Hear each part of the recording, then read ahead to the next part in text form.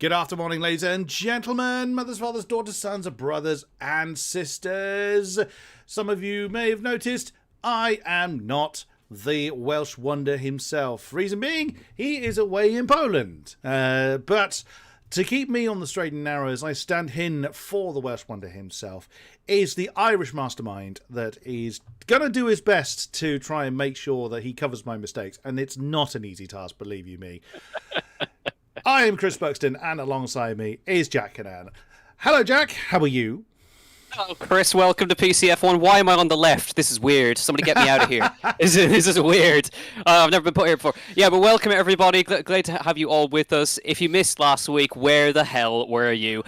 We had the craziest Grand Prix we've seen in PSGL history, almost the greatest league race of all time at Cota. Yarna coming from 15th on the grid to the win. Now, before you start asking, no, Jarno's not here today, but we have got a fantastic race coming up for you today. Our championship contenders are all here. Barry is back, and hopefully he'll be looking for redemption after last week.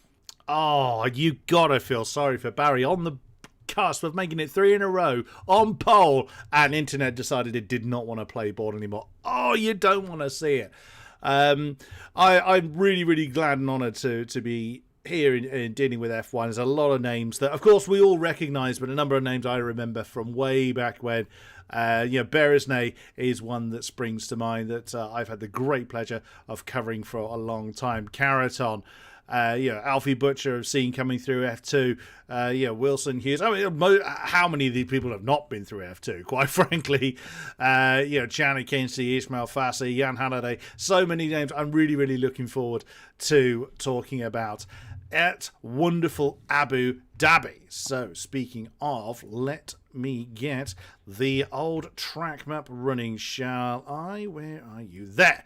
So, Yas Marina, 16 turns, 5.2 kilometres. What are your thoughts, Jack? It would be great if it was Yas Marina, but it's Saudi Arabia, Chris. Oh no, I got the wrong. I had it in my head. It was Abu Dhabi. We did that before. Well, let's head to the correct track, shall we? Welcome to F1, Chris. Welcome to F1. It is indeed Saudi Arabia, but the correct track has been lined up on the actual broadcast. I must be honest. That's me being an idiot and forget. I even set up the stream and put Saudi Arabia in it with the correct thumbnail. And for some reason, somewhere in my head, the autocomplete went wrong and went to Yas Marina. So give me a minute. I need to get on a plane. I'll be with you in a minute. It happens. But in the meantime, we are loading into qualifying. So we are, of course, at Jeddah, Saudi Arabia. It's in the right region of Yas Marina, but we're here at Saudi Arabia at Jeddah. Now, for those of you who have watched WOR in the past, we've had crazy finishes here before with a run to the line. About 2 seasons ago, I think it was, between Jarno Otmir and I think it was Tom Manley, and Alfie Butcher towards the line in the end of that race. So look forward to this. Full qualifying, of course, as per usual, Q1, Q2, and Q3. And we have an interesting grid because, if you haven't seen Big C's tweet, Connor's tweet, but 20 drivers have not shown up, and we've put together this incredibly diverse grid. We've got about a 50% ratio of full-time drivers to reserves of reserves, basically. So an interesting one to see. You've got Barry, Wilson, Jake Benham, and Thomas Ronhard. They're all on the grid today. But plenty of drivers making their PCF1 debuts, and we'll introduce them very shortly. Indeed. Well, I'll tell you what we will do. Whilst we are waiting for people to come out, because we know this procedure by now, people not wanting to come out immediately, absolutely fine. We do understand that. It's not likely to rain, so no one's going to be playing shenanigans like that. What we will do, what I was asked to deal with, bear with me just 1 second whilst I bring up the correct image, is, now there is a SimStaff newsletter that can be accessed if I just bring the necessary. Well, I'll get that image up very, very shortly. Bear with me. And it is. Swing on over to here. There it is. So there's the QR code for the SimStaff newsletter. SimStaff being a supporter of PSGL, and so if you give that a scan, we will. You'll be heading over to the newsletter. You can hear in the background we have got people coming out on track. So let's do this properly. Head back over and see who's decided to come out first. Now then, who is it? Luke Smith is one of our ones. Oh, he has come out on intermediate. So it was me thinking that people weren't actually going to do that. And that's exactly what he has done. Yes, Chris, and I say this every week, in that there is 3 certainties in life, and that is death, taxes, and drivers on inters in Q1 in the top tier. So we have it every week. Luke Smith, Andrew Tarabukin as well. Again, another one who's coming back into PC F1, filling in at Mercedes in for this week. And Jack West, of course, is also out on the grid on a set of inters, doing donuts in the middle sector. Facing the wrong way. Well done. What a way to make your start of the session there, Jack. What was that, on the way down to 13, wasn't it? The hairpin at the end. He's giving it plenty of slidey ways. I mean, those tyres must already be molten rubber. It looks fun, and he's lost his wing doing it. So at least he's got time. I mean, Ruben Pedreño doesn't want to be outdone. He's on full wets. He doesn't want to be outdone by these intermediate runners. No. He's taking the weather seriously. He is, yeah, and you can never be too careful. You can never be too careful because, well, if any of you have watched Formula E in the past, when it does rain in Saudi Arabia, and when it does, it comes down very, very hard. So he's just being extra careful, Ruben Pedreño here. Maybe, I mean, it's an amazing strategy call. If so, is he saving sets of intermediates for later? Well, I'll wait and see. But there is a couple more cars out on the track now. Alvaro Carreton, he's back after his holiday, so welcome back to Alvaro Carreton. And the other Williams, of course, another PC F1 debutant, Jan Halliday. He'll have some support behind him today. Yes, I saw that there were a number of people chanting for Jan. Jack West has binned it already. Where have you done that, Jack? Or did he get back to the... he's back in the pit lane. So, no, he's parked the car in pit lane. So that will be our first victim of Q1. As Jack has already said, any of those familiar with the PSGL F1 will be well aware of the fact that we are doing all 3 qualifying sessions. So we will be losing 5 from this particular session. Jack West being the first of all, as we are currently looking at Luke Smith, who's going to be the first to get a sighter lap on the board on the Inter tyres. Now, I haven't driven this particular track. Have you turned a wheel around here, Jack? No, I actually haven't. I've only ever watched people do it because I know if I try it, I won't make it round. No, so I'm exactly the same. I will put my hands up and say I am terrified of this circuit. This is kind of a very fast Monaco as far as I'm concerned, and I know how often I die there. So, as we've got 2 times on the board, 31.954 and 31.985. Even on the intermediates, they are 300ths apart. I mean, at the end of Q1 at Kota last week, it was just over 1.5 tenths for the entire field, if memory serves. Yes, it was spot on there. So yeah, we can expect that here today. Danny Perez has put us out of our misery, Chris, because he's come out on the dries, and it is about Danny Perez likes to have the track to himself. We've sort of noticed this. Both of the Alfa Romeos in the course of the season so far have always been the first to come out onto the track, even in the later sessions. They like that clean air themselves, and Tomek Parajic is also on the grid. So Danny Perez is going to be the first man to set a time around here. Had a good outing last week on his first podium of the season at Kota, of course, after the penalty for Thomas Ronara and a couple of others in front, but picking up a well-deserved podium and finishing in 3rd place. So let's see what Danny Beresne can do around here as he heads towards turn number 1. As I mentioned before, that last corner, well, we've seen it in Real F1 and we've seen it in League Racing. This does provide, and I'm predicting it, I think, there is going to be a run for the line this evening. I'm telling you now. Oh yeah, I am right there with you, Jack. We're riding on board with the singing Hungarian as he is now making his way through turn 4, 5, 6. Oh God, there's so many turns. There's 27 of them, and a lot of them are in really rapid fire succession. We've already done 12 turns now. Unsurprising, purple sector 1. He's catching the back of Philip Preschneider, another youngster that I'm looking forward to seeing how he will do in this particular field. We've got a Ferrari. Tycho Hardy is on circuit as well. So a few more people venturing out on circuit. Beresney, the only man to be out there on a push lap at the moment. He's used the name Formula Danny for as long as I can remember. And Formula Danny, I commentated on him back in the AOR days, long time ago, near the beginning of my F1 commentary lifetime, about 4 years ago must be now. So, yeah, he's used that name for a long time. Into the hairpin, final turn. Screen towards the line. Now, this is exactly as Jack was explaining. That's where we're going to see a number of real dicing moments, lots of defending, lots of elbows out to secure those last few either precious tenths in qualifying or potential overtaking manoeuvres towards the line. A 27.266 is the first dry time we've got of the session.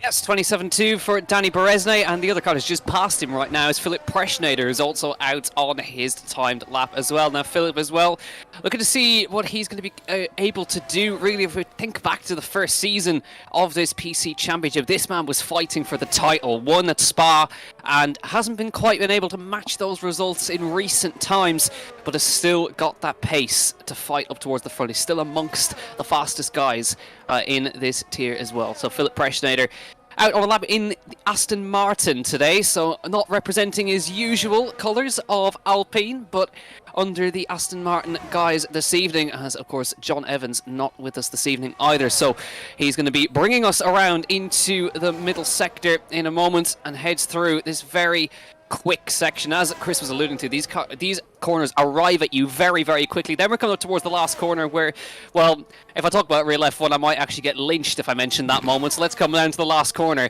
in this one. WOR, of course, was the deciding moment, this deciding corner in that one. So let's see if that becomes the deciding corner today. Philip Preschnader down towards the line then is actually going to back out and come into the pit lane to end that. So still only one dry time on the board. Tycho Hardy is out on a push lap at the moment as well. Jan Halliday coming out onto the circuit, as is Alvaro Caraton. So a lot of drivers kind of leaving this quite later, only going for maybe 1 or 2 runs in Q1. Fairly standard affair, isn't it? You're talking about being lynched. I think that we're going to see a number of people lynched, particularly into that last corner, and that's invalid for Tycho Hardy. That's really, really unfortunate, and that is a common spot to lose your lap on that run down through 25, 22 up to 25, I should say, and that's where that's gone wrong for the Prancing Horse. Most people out on track now, so Beresney is still in the pits. Jake Benham hasn't moved. Preschnader hasn't come back out. And Alfie Butcher, the second Ferrari, yet to leave the pit lane. Who is going to be next on a push lap? I'm not certain. Jan Halliday is next in the Williams then. Ooh, hot spots in this particular circuit. Well, 1, 2 and 3. There's almost always arguments and discarded bits of car down there. But frankly, because the walls are so close all the way through the circuit, everywhere you could argue is a hotspot. Even areas where you do actually have some runoff space. You know, not many people are going to be using that because, of course, they're all focused on keeping to the racing line, which has walls right around it. So, yeah, this race is going to be spicy, particularly in the tail end of it, I would think.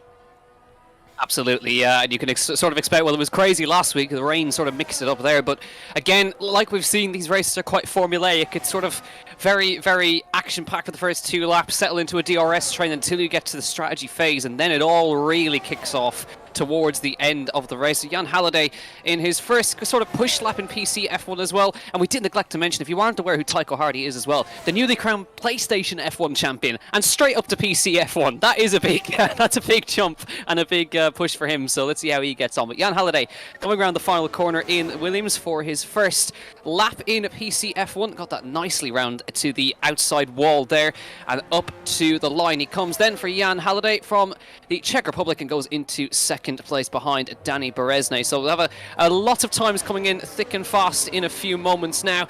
The 2 McLarens are out on circuit as well, with championship leader Barry Borman as well. Championship situation, for those of you who aren't aware, after last week, of course, Barry Borman still leading the championship, but now only leading by 4 points over Jake Benham, and Thomas Ronar 10 points behind Barry Borman as well. So very tight in the championship, but still, in qualifying, it's an interesting battle. It's 2-1 to Barry Borman currently in the form of poles. So it's Barry Borman 2, Thomas Ronar 1, and it's very interesting, of course, because it may, again, I repeat this every single week, Thomas Ronar has still yet to convert to a PCF1 victory. And I am still looking at these times, and I'm having PTSD from last week. Top 5 are within the same 10th of a second, and Wilson Hughes and Navarro Caraton are separated by 1,000th of a second. Oh, Pedreño's in there as well. That's another 27-2 that we've got on the board. Yeah, I know exactly what you mean there. Oh, Eastbound Farsi has decided to buck the trend, and 27-1-7. And this is only Q1,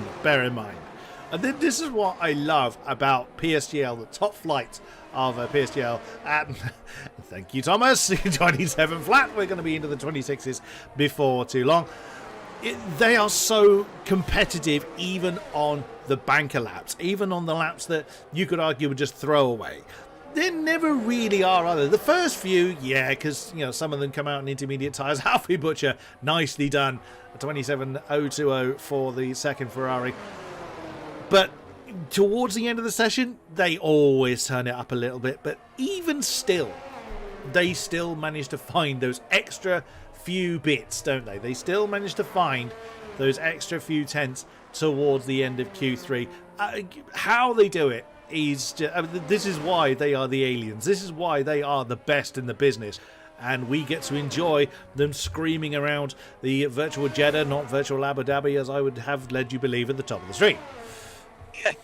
Yeah, absolutely, and well, that's going to go down in league racing history as a brilliant moment and mixing up countries. But anyway, we'll forgive you. We'll forgive you. But anyway, Dylan Warren, I think, actually was on a push lap and actually got held up in the final sector, so he's not going to have a clean run and will not get across the line to finish that.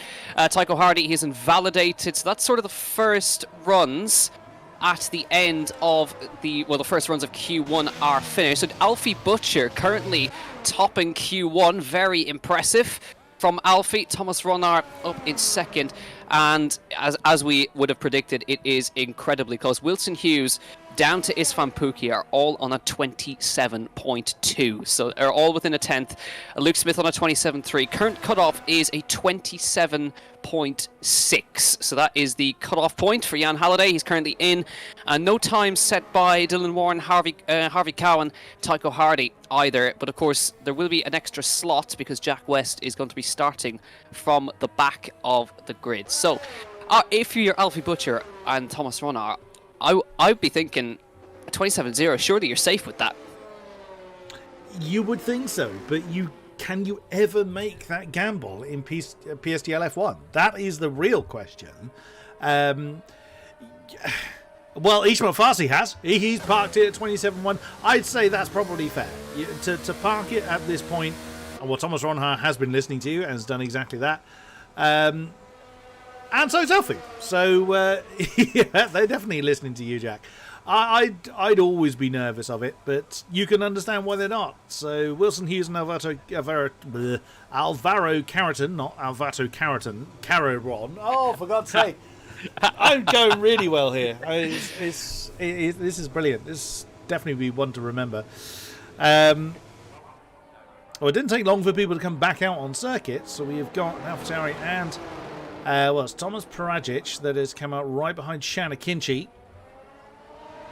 So it'll be interesting to see how they do. Still in the top, out of the bottom 5 at the moment. So we need to be seeing improvements an improvement from Preschneider and a time at least from Tycho Hardy, Harvey Cohen and Dylan Warren. All very capable of it. As Ruben Pedreño has also parked his car. 127.250 his time. It sees him into 7th. Interesting, Jake hasn't yet. So is he considering coming out again? And there's merit to not burning up the tyres.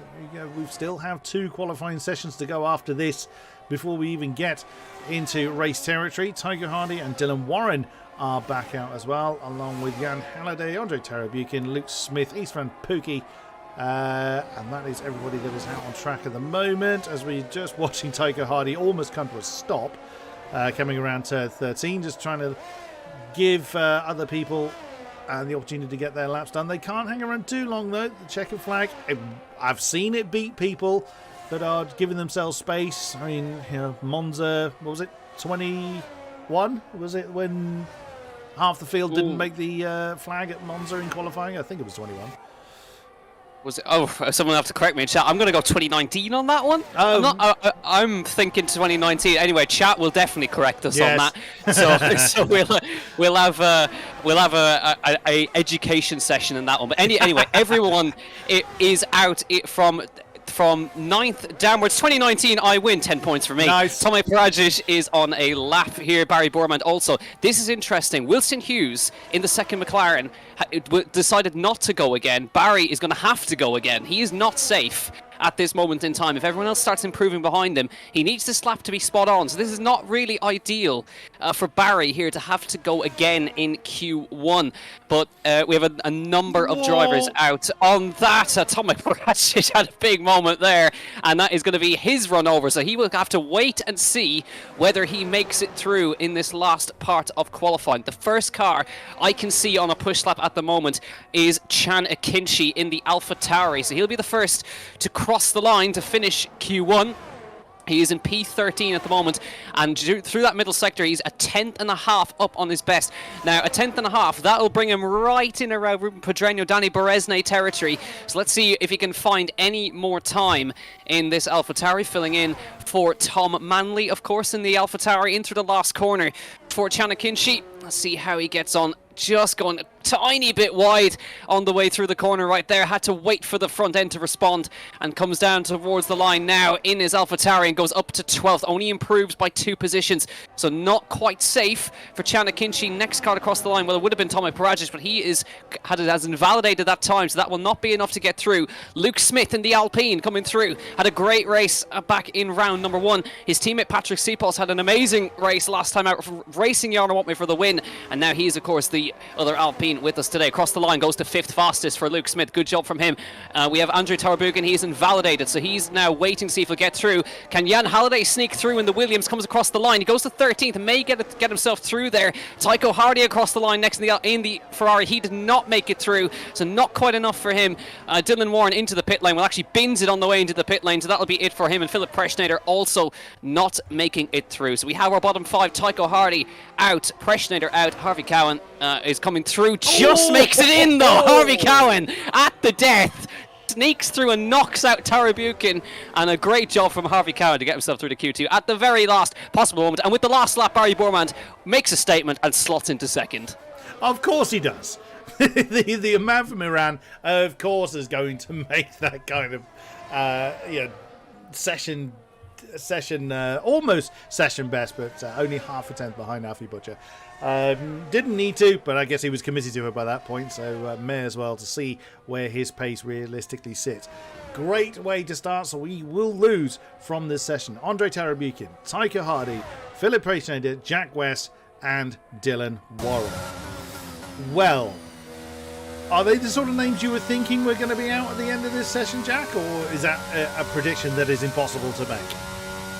It's always a prediction that's impossible to make. You can never fully, for 100% certainty, say who's going to be knocked out. But impressive. Alfie Butcher topping Q1 with the only lap that he did as well. Great job from him. Barry Bormand in second, and Ronar. They're the only guys who made it on a 27-0. But great to see Harvey Cowan getting through for the first time. Jan Halliday as well in his PCF1 debut getting through. Istvan Pukki as well, getting his way through. But interesting to see how this is going to end in the end. But a couple of drivers only went for 1 run, some needed 2, so we know for at least for some sort of certainty, Barry Bormand will have 1 less set of tyres to shoot out for pole later on. Very true. So whilst we wait for the second session to get underway, we'll get the commercial sponsorship element out of the way for this particular moment. We'll be right back.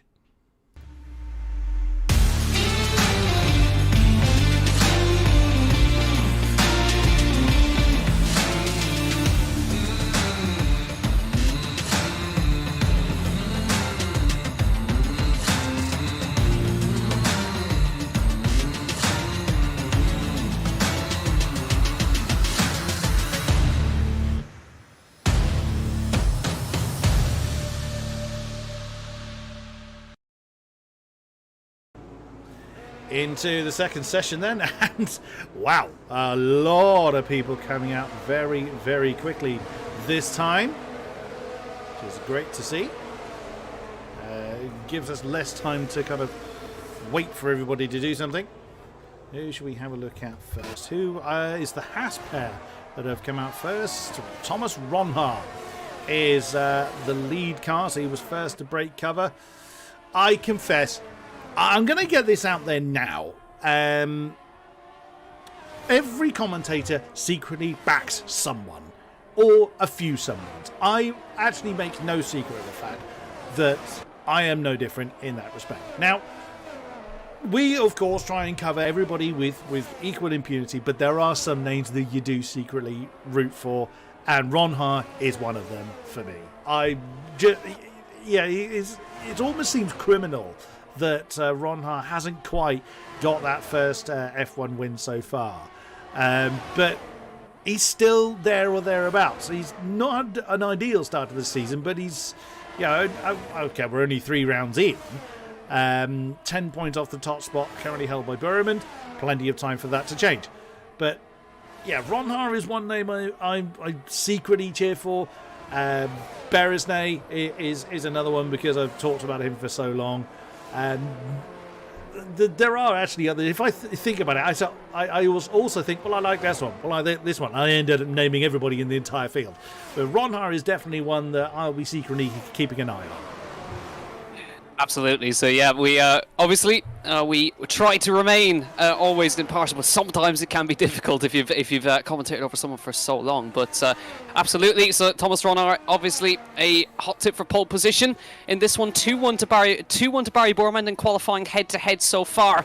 But of course, remember, if you're thinking back, we actually missed it in the end of Q3. That when he was coming out to the final corner in Cody, he invalidated it right before the line, and it would have been enough for pole position. But in the end, you have to get the lap time on the board, and that's what counts. So Ronhaar coming round the corner now. You can expect these laps to be on used sets of tyres, which is the usual norm for those. Jan Halliday and his Van Pookie not bothering to come out for these first used tyre runs, and we will see who will be up at the top end. We'll be able to compare immediately. You can remember 27.0s were the initial times in Q1, the fastest time which was held by Alfie Butcher as on his return after a couple of weeks away. So we'll see what he's able to do now. But Ronhaar, of course, heading up towards the last corner now on a used set of soft tyres. A couple of more cars behind him. We've got one of the Alphas, the other Haas of Ismail Fassi, who's been impressive, who has been impressing, but hasn't been able to convert into a race result. So he'll be wanting to change that today. Towards the line for Thomas Ronhaar then, and he'll put a 27.4. So that he immediately tells you that these are used sets of tyres already. About 0.4 of a second off what we did in Q1. So these are the banker runs. So don't expect these to be the ones for pole position. But at the end of the day, it's still important to get a banker run under your belt, and it sort of gives you an opportunity to sort of see the pace differential in a way. We've got the McLarens on their way across the line now. Wilson Hughes coming across for a 27.8. Barry bailing out of his lap and coming in to the pit lane, and Alfie Butcher slotting into second on a 27.6. I tell you what, Alfie Butcher's looking really good today, and I may not tip him for pole just yet, but I'm definitely tipping an Alfie Butcher front row today, I think. Oh, big statement, but he's certainly capable of it. And that's the thing, on a good day, anyone of this field, all 20 drivers are certainly capable of blitzing the field. Especially at a track like Jeddah that you do need a certain amount of luck, or you certainly need no bad luck on anyone else that you don't want to be caught up in. Overtaking, bit of a premium, but that makes the pole even more important to shoot for.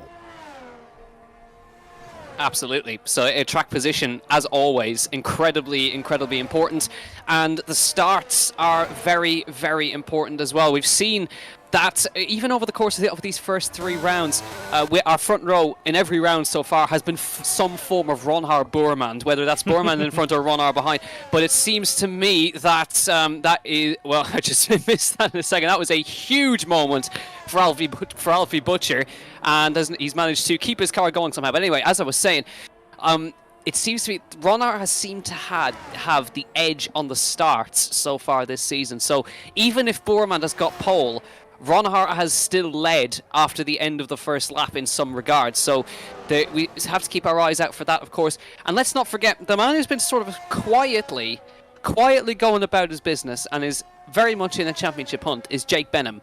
He's always there in the top 5 and is only 4 points off of the championship lead now. So hasn't quite converted it into a victory this season, but he's consistently been up there, and that is what wins you championships. Yeah, absolutely. So consistency is king in almost every single situation. And yeah, Jake Benham, second on the first round in Australia, and point scorer in Abu Dhabi, and also Kota last time out. So yeah, he's definitely up there. It's high point scoring as well. So yeah, it's not just picking up the few points at the back. So you know, he's right there where he needs to be time and again. How many times has that been said? Oh, Jan Halliday, yeah, asking a little bit too much of the rear tyres, just coming out the final turn to start his next push lap. Almost the entire track to himself. Oh, right on board with him. That's going to get a little bit messy, because he's had 3, I think, cars come out just ahead of him. That wasn't quite as close as I thought it was going to be, so he may well get away with that. Now, if we ride on board with Jan, you'll see just how narrow this gets. As we work our way through to the end of Sector 1, he's got 3 cars that have just come out. Now, they will get out of the way, but he is going to be a little bit tight if he catches them at the wrong moment. Everybody knows how this works. As it's purple Sector 1 for Jan Halliday, but that's, again, nothing to read into too much at the moment. Oh, now what's going to happen here? Is Jan going to be able to banzai his way past? No, he's had to back out of it. So that's a completely compromised lap. And you know, where was the Alpine going to go? It's just a very unfortunate set of timing there. You could argue, yeah, he should have backed out earlier than that, but it's so twisty and so narrow that actually doing that could also create an incident. Absolutely, yeah. They're only sort of now realising that he is actually on a push lap, and he couldn't get through all of the traffic, and he's unfortunately had his lap compromised through that whole way. In a way, Caraton was the only one who sort of helped him out a little bit there with a slipstream down towards the last corner there. But again, that is really not ideal for Jan Halliday, and just absolutely wrong place, wrong time. You'll see it in the lap time here.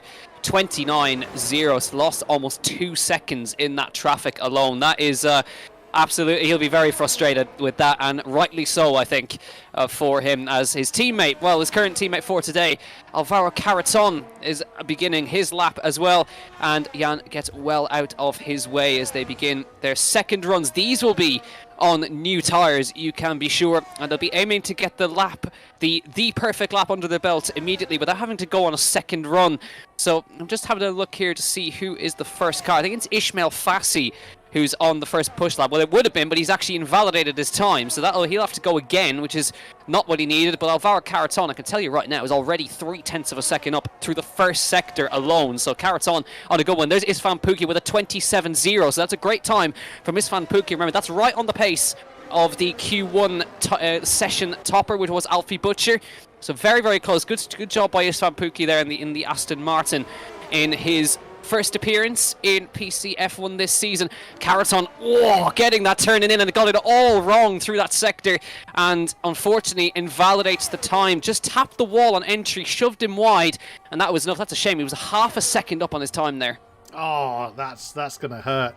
But still time for them to get in and get a fresh set of boots on and have another go. Just waiting for times in, or even just initial times from Barry Berman and Harvey Cohen. Riding on board with the man from Iran, our championship leader. In the McLaren as Parajic creeps ever closer to the 26s, a 27.011.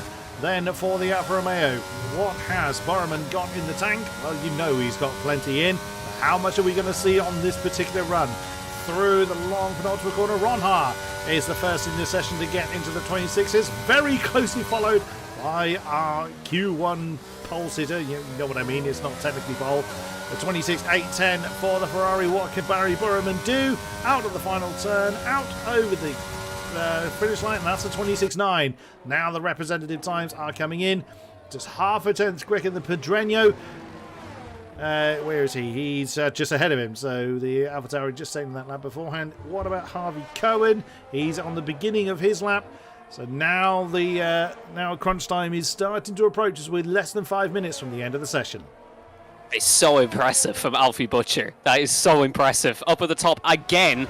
And now I'm starting to tip him for pole, Chris. I'm starting to feel it for Alfie Butcher, because it's always been a sort of Ronar topping most sessions, but he seems to have a little edge today, Alfie Butcher. So I'm not going to go with the usual prediction. I'm going to go with an Alfie Butcher poll. I'm feeling it today, and I think chat is as well. Plenty of support for Alfie Butcher today on his return, but it is a sort of, apart from that, your top three is almost set. It's Ronar and Borman separated by under 1/10 of a second, and Ruben Pedreño sneaking in there as well. 26.9 for Pedreño as well, so he's right in there. And then you've got everyone behind also on 27.0. So the cutoff at the moment is a 27.1 for Chana Kinshi. Harvey Cohen bailing out of his lap there. That was a 27.2 if he'd managed to cross the line there, which would have been just behind P12. So that's the end of the first runs of Q2, or the second runs of Q2 technically speaking, and we'll now have the third run. Somebody may not bother to come out again. A couple, maybe Alfie Butcher, Thomas Ronar might be happy with that on a 26.8, and I think it could well be safe. All right, Barry Borman 26.9 and Pedreño 26.9. Do they feel safe enough, or are those 27.0s a bit too close for comfort? That's the thing, is that the cutoff point is only 3/10 away, but Ron Hart has parked it. So, and that's probably going to trigger some other drivers to do the same thing. As we're now looking into the pit lane, cars don't technically double stack. The final 3 minutes of the qualifying session is what I always refer to as the Banzai phase. So, everyone's got their last set of tyres on, the car is fueled up just enough, and this is when they leave very little on the table. That's why I always call it so. We've already gone through. You've already betted what we had in the first session, and that's a Haas that's coming straight back out, so can't be wrong. He's already parked it. So Ishmael Farsi first to break cover in the 12th position. Haas then 27.8 is the time he has to beat. That's a second behind Alfie Butcher. It's probably about 10 seconds quicker than I could manage, and that's assuming I actually survived this circuit with all four wheels still intact, which wouldn't be very common for me. So Ron Hart, has he thrown that ice? He's probably safe to park it, but by how much is going to be the real question. Only 3/10 between pole and the cutoff. Ooh, it's going to get spicy. Who are you supporting, chat? Come on, let it be known. Can't be Yano, he's not here. Alfie Butcher has got the support of several people. Of course, Jack being one of them, which is absolutely fine. Borman has parked it as well.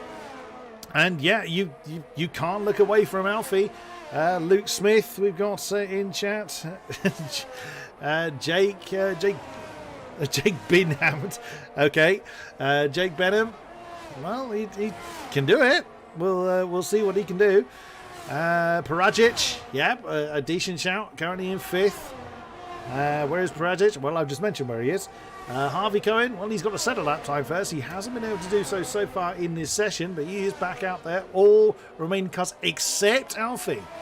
And I'd say he's probably confident enough that he could park it for the rest of this session. That's when he suddenly ends up in 11th. We'll have to see. A minute left of the session. Let's see how it's going to come out. Yep, so interestingly enough, so Borman's parked it. Pedreño on the 26.9. Now, I will say a high 26.9. He doesn't feel safe because he's come out again. So the top four, there's Alfie Butcher retiring. He wouldn't have made it out in time anyway. So everybody behind is going on a push lap. Now, this is going to be very, very tight. So Tommy Parajic, he's on a 27.011. Coming through the first sector now. Got a little bit out of shape through there. Let's see if his sector time reflects that as he heads up towards the banking now. Again, he's still 1/10 of a second up, though. It was on the absolute ragged edge there for Tommy Parajic, but still manages to find 1/10 of a second through there. And that'll bring him right into contention, won't it? Bring it up in front of Borman, actually, if he keeps up this pace through the middle sector now, coming through towards the long weavy section of track coming up in just a few moments time, and then we'll get another sense of where his pace is at now. Heading up to the next braking zone now, throws it. And he's still a 10th up here. Tommy Pratch is on an absolute storming lap here in his Alfa Romeo. This could maybe make Barry Borman a little sweat a little bit if everybody else is also on similar improvements. So here comes Tommy Pratch then round the second to last corner into the last corner now, throws it in, doesn't want to get it too out of shape here, gets nicely on the power through there, comes up towards the start finish line now in the Alfa. He's on a great lap. Where is this going to put Tommy Parages? Comes up to across the line. It's a 26.979, doesn't move his position, but Danny Beresnay improves up to third place. This is going to be very, very close. Ishmael Fassi into fifth then. Coming up next, Jake Benham. He's on the cut-off point, and he's still on the cut-off point. Jake Benham, will he get knocked out here? This could be very, very close. Jan Halliday, he won't make it through. He's actually, unfortunately, spun Luke Smith up to the front on the 26.804. Brilliant lap from him. Now it's Jake Benham who's in trouble here. There is another improvement. Istvan Pukki into Q3. Alvaro Caraton knocks Jake Benham out. So the second place man of the championship is out currently. Wilson Hughes is also out on the 27.005. That is huge here. Harvey Cowan can't quite make it in. Chana Kinchi, he doesn't make it in either. And Jan Halliday is not on an improvement. That is a shocker. Jake Benham starting 14th on the grid today, and that is a big blow to his championship currently. Of course, anything can happen in the race, but his championship rivals Barry Borman and Thomas Ronar both making it through, and Wilson Hughes a shock exit as well. Wow, Luke Smith, take a bow. That was a stormer. Only by 6,000 over Alfie Butcher, but goodness me, that leaving that to the death of the session. So the gap from pole to cutoff is less than 0.2 of a second. But in context, it takes the average person 0.2 of a second to blink. 1/10 of a second, sorry, to blink. I'm getting my own facts and stacks wrong there. Oh, I'm getting everything wrong here. I'm never going to be allowed back again. Connor is now wondering why the hell he put me in this particular spot. Well, so from that session, we lose Wilson Hughes, Chana Kinchi, Harvey Cohen, Jake Benham, and Jan Halliday. Those are the drivers we have lost from this session. Ooh, wow. Getting very, very close. Less than 0.2 of a second from pole. I mean, 6 thousandths between the top two. And we still haven't hit Q3 yet. But for one final time in the qualifying session, let's have a word from the commercial sponsors.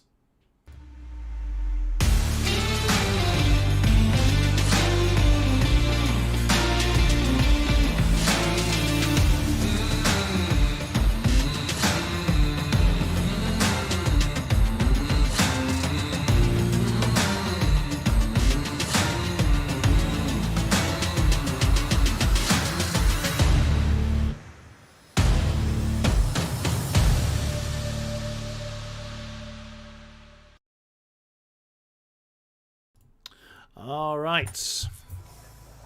Who is going to break cover first? Well, no one has yet.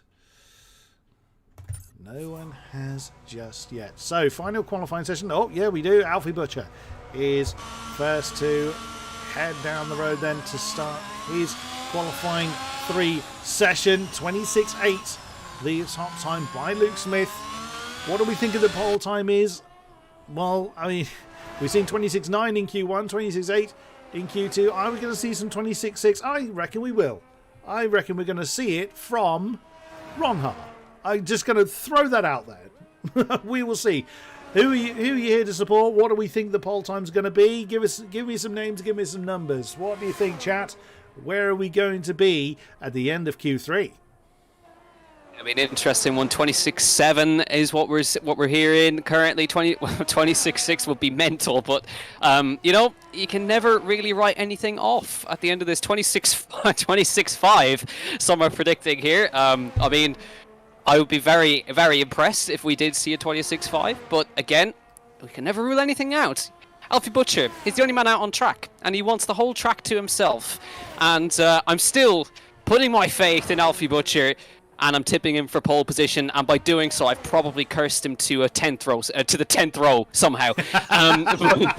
But he's coming up towards the final corner now, and looks to have, I'm not quite sure if he's got used tyres on at the moment. It looks like brand new fresh tyres for him. But again, lots of confidence for Alfie Butcher here at Jeddah in the Ferrari. He's got the whole track to himself. Nobody else is coming out on the track and is having basically a private test session, a TT session all to himself. And in some ways, this can help you a lot. Get a lap in early and watch everyone else sweat behind you.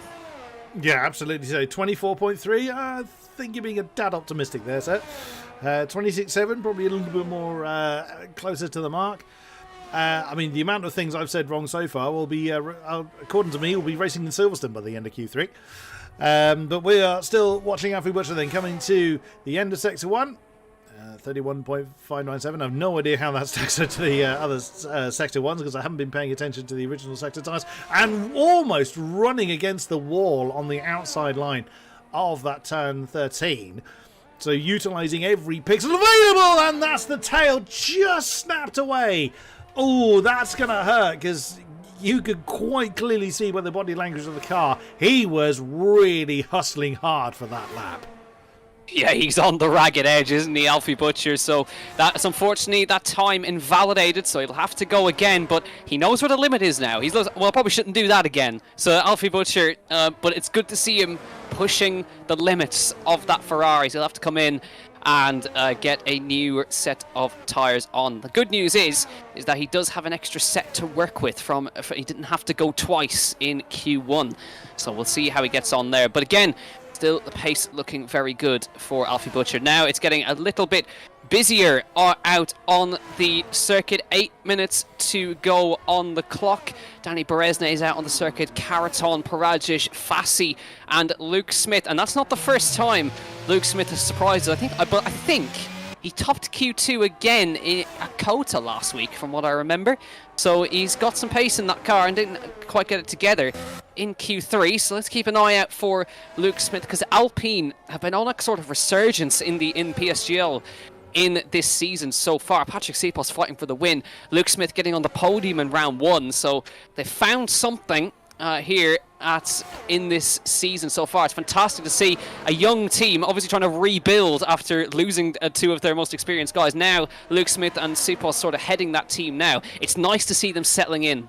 Yeah, absolutely. So, I mean, you got to think Sipos wasn't in the first 2 rounds of this season and then slammed in the podium last time out at Kota, came out the box fighting, and Luke Smith, third in Abu Dhabi, is in this Q3 session. So he's, exactly as you say, momentum very much with the Alpine squad at the moment, as we are looking at the Alfa Romeo of Tomek Parajic. What can he do then? He's got easily enough space. I think everybody has managed to find a decent spot to lap in. Istvan Pukki has not moved yet. He's, well, that's confidence, or he's just thinking. There's 2 schools of thought there. Either he's confident that he can just nail it in one go. I know I wouldn't be, but then the only thing I would nail would be the wall.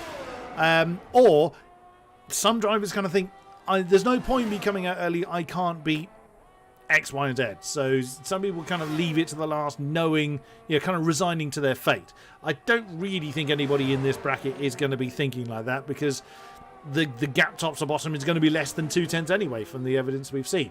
Tomek Parajic coming towards the line. What can he do? What's the opening gambit? It's a 27.5, which would kind of make me think that was worn tyres.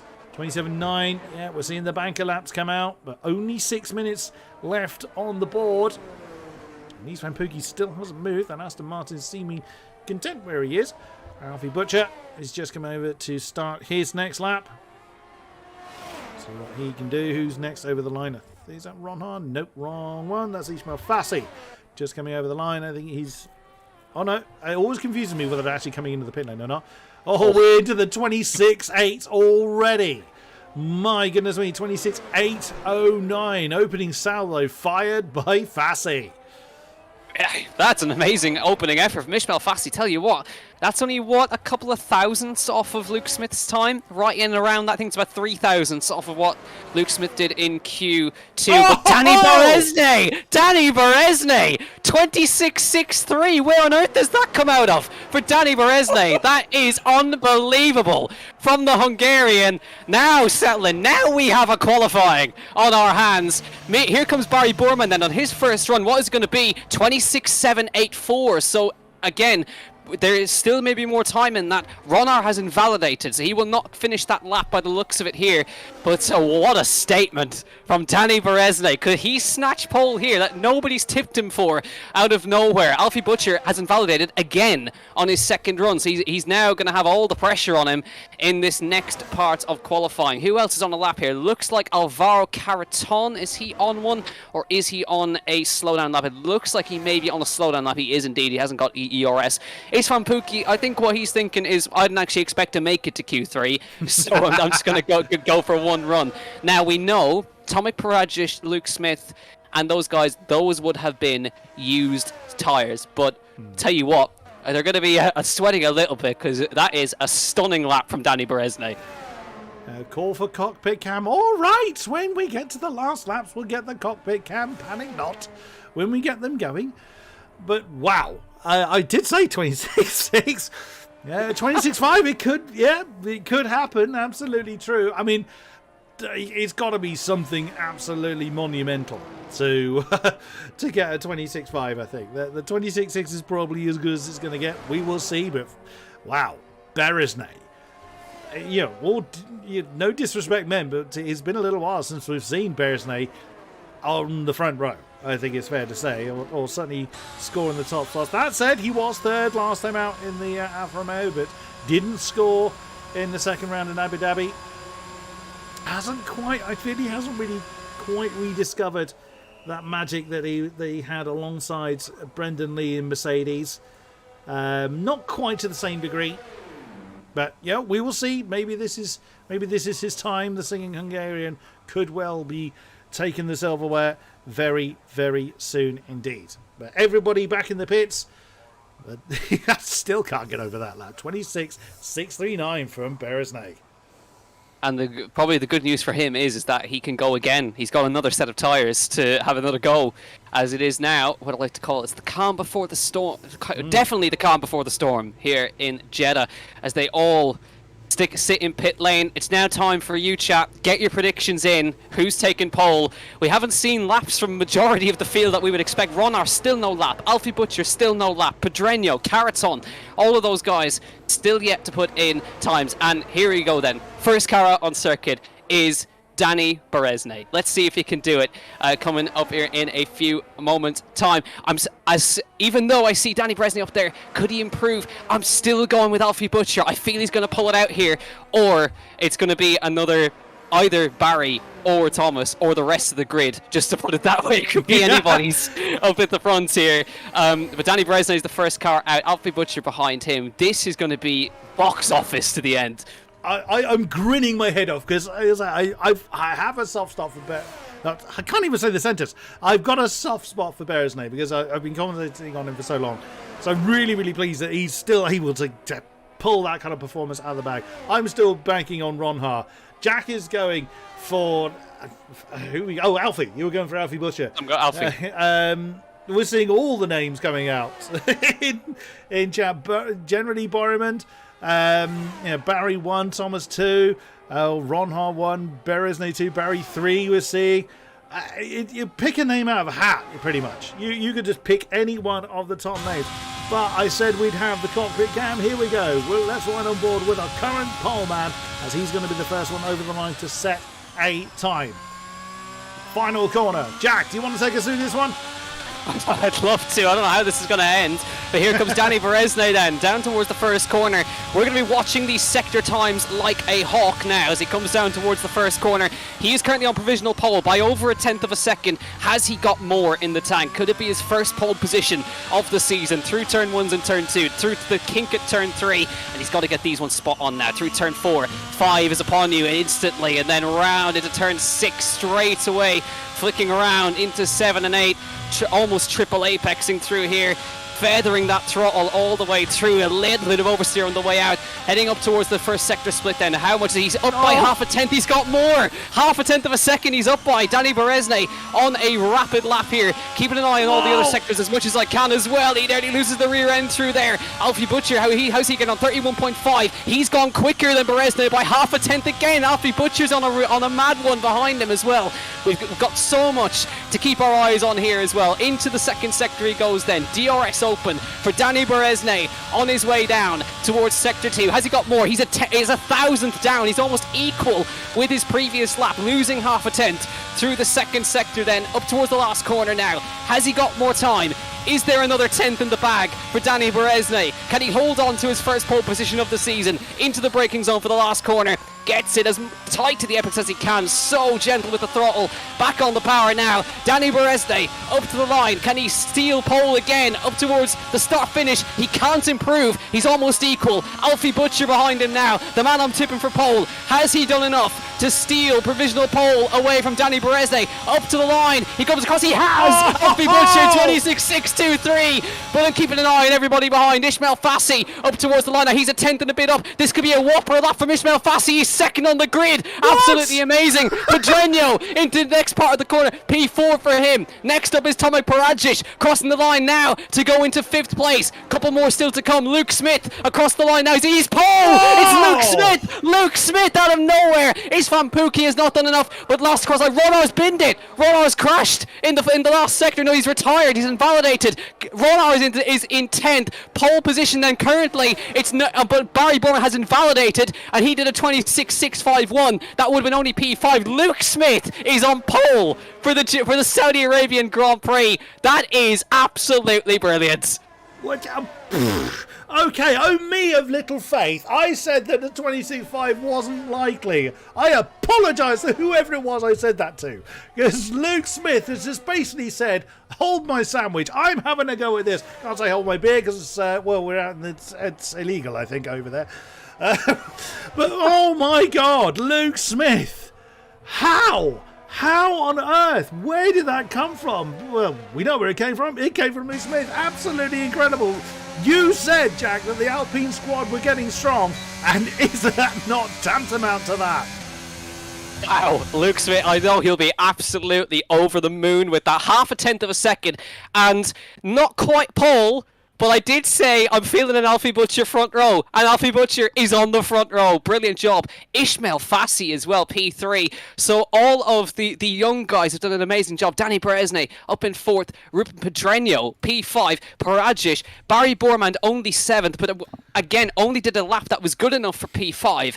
And shockingly enough, Thomas Ronar, P10 on the grid for this one. Retired in the final sector, I think he managed. Isfan Pukki finishing in P8 there. This is going to be an absolutely brilliant Grand Prix. I didn't expect Luke Smith up there on pole, but I have to say I'm delighted for him because that is a proper return to form for Alpine. Oh yeah, and the top 4 less than a 10th apart. Oh yes, let's have some of this. So then, in the transition from quali to race, it'll be the final time of this broadcast. We'll have the word from the commercial sponsors.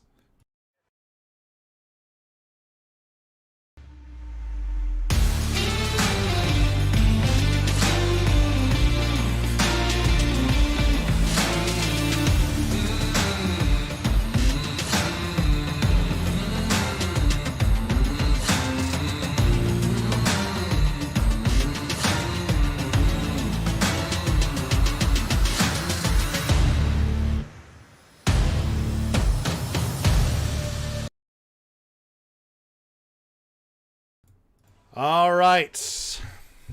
Oh my goodness, what a stage we have got set. Ready or not, here we go. For 50% distance of Jeddah. Alpine on one side, Ferrari on the other, on the front row. It is time to wind them up and let them go. All 20 races getting underway. Who is going to be bravest on the brakes? Screaming on down towards turn 1, Luke Smith. And manages to survive. Ismail Fassi alongside Alfie Butcher. Well, everyone's alongside everyone else, quite frankly. You can see the changes on the tower. Let's see who's gone for what tyres. Jack West has gone for softs. Okay, talk about contra strategy.